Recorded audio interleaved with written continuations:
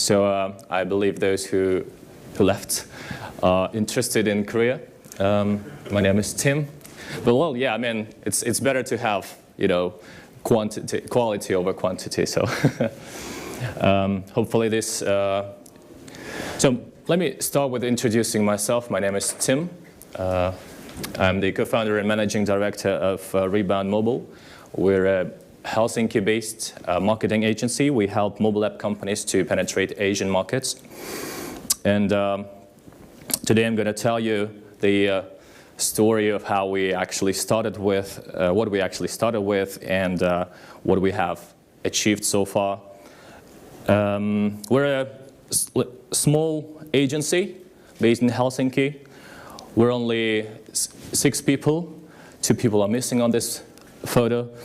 4 of us are based in Helsinki, 2 based in St. Petersburg, Russia. And we are a late entrant to the mobile advertising ecosystem and market. We have been established in 2016. It's a year when there were already established companies. I mean, where established big corporations have been around already, and we had to differentiate ourselves somehow from the rest, from the bigger players. And we decided to pursue this challenge of offering something what others don't offer, which is access to Asian traffic to mobile app companies. Because both of us, me and my partner, we had experience with our background was with advertising of mobile apps and mobile games. So yeah, our unique selling proposition is Asia, and the mission that we've set is to become the global gateway to mobile app and mobile game companies. So when we were thinking about what country or what market should we start with, there was a choice of 3 markets, which is China, Japan, and Korea, South Korea, apparently. And we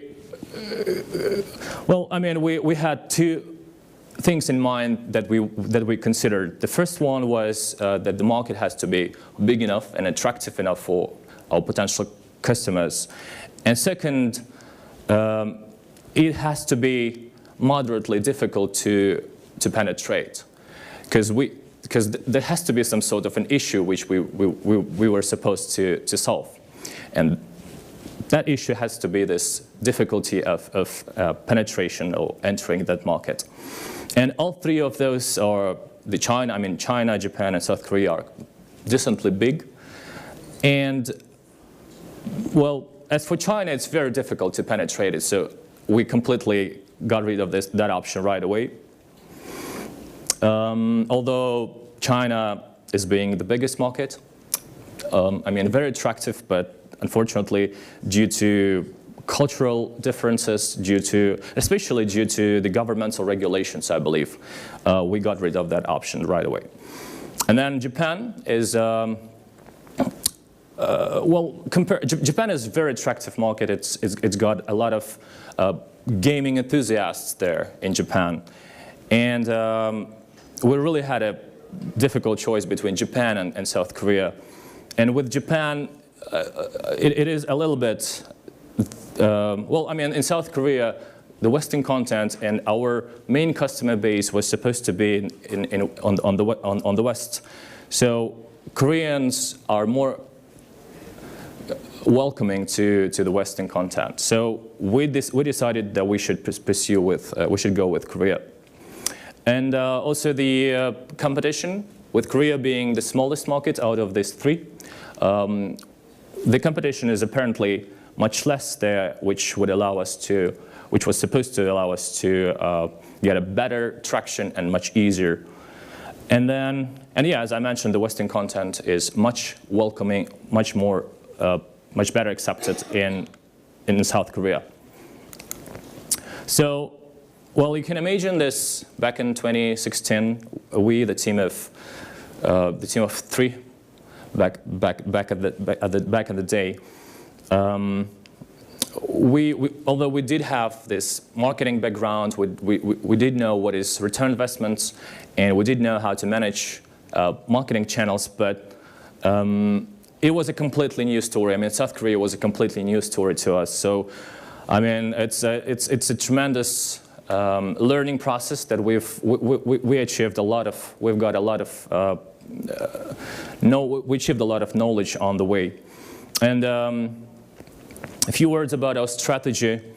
So, because we were a small company, a bootstrapping company, we had not a lot of resources to allocate to evaluate the market.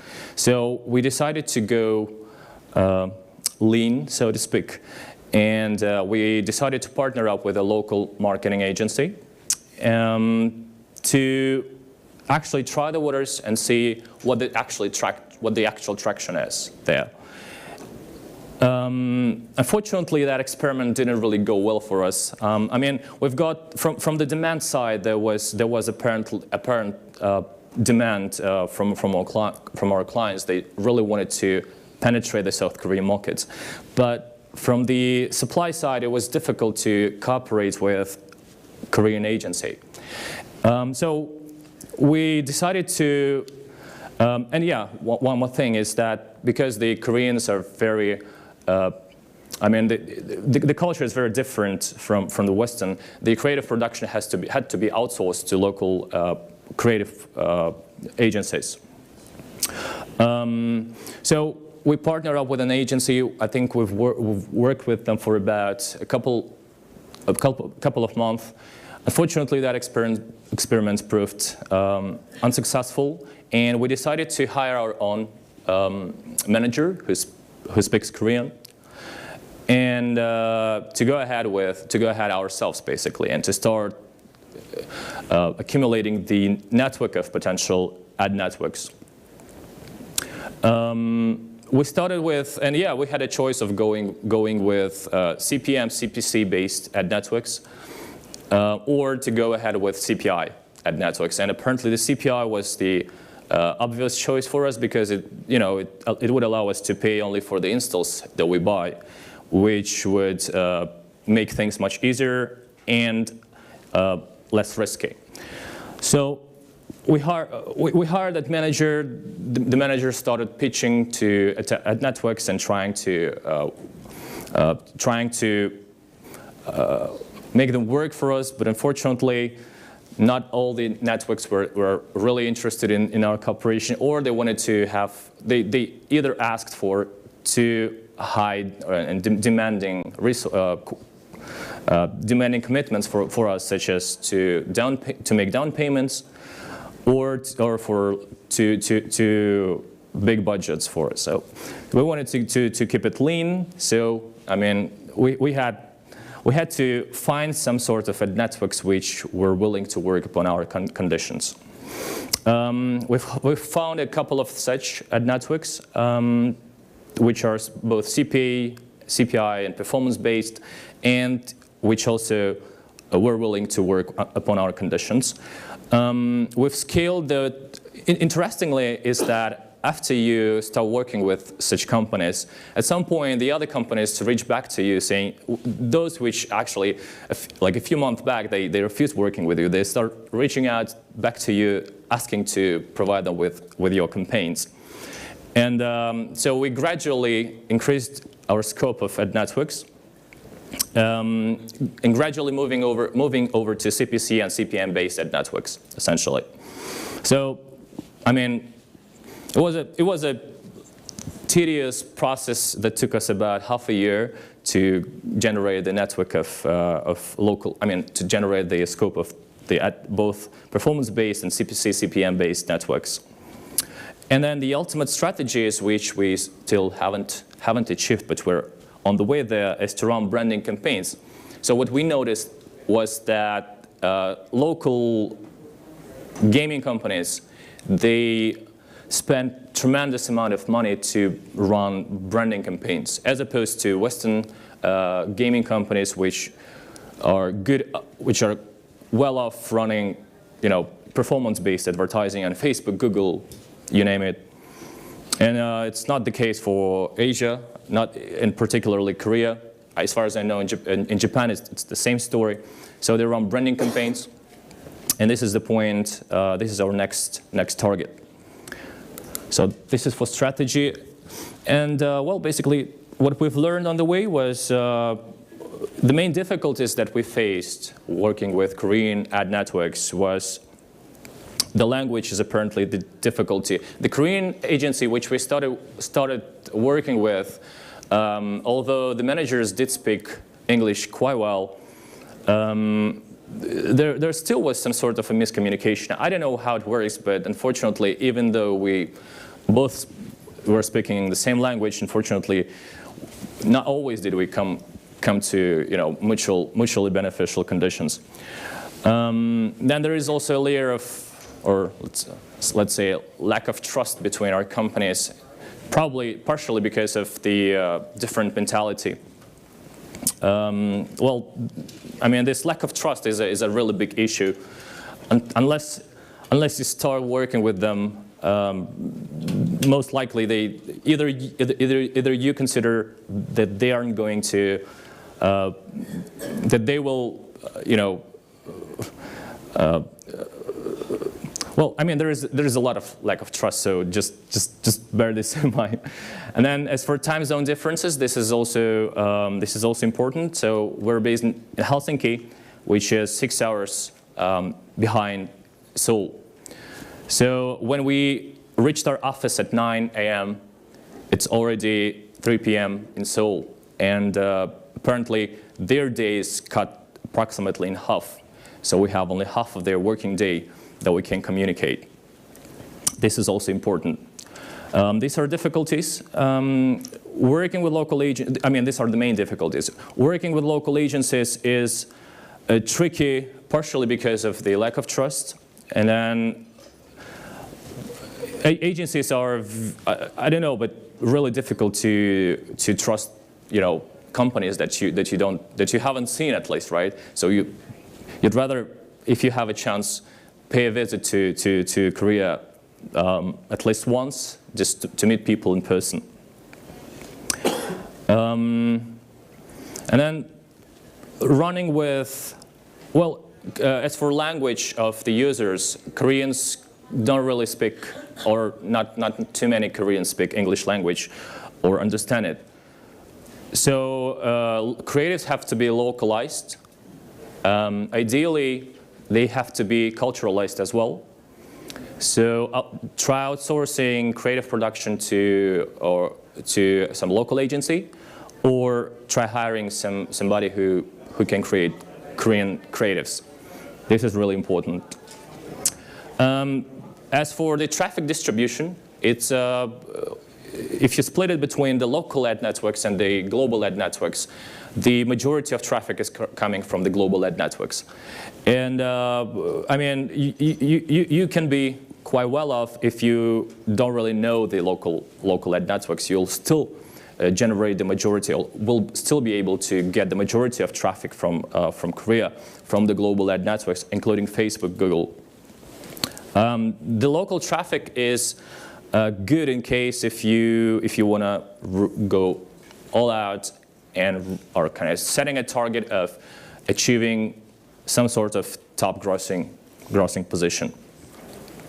You would also want to include some local traffic there as well, or run some branding campaigns.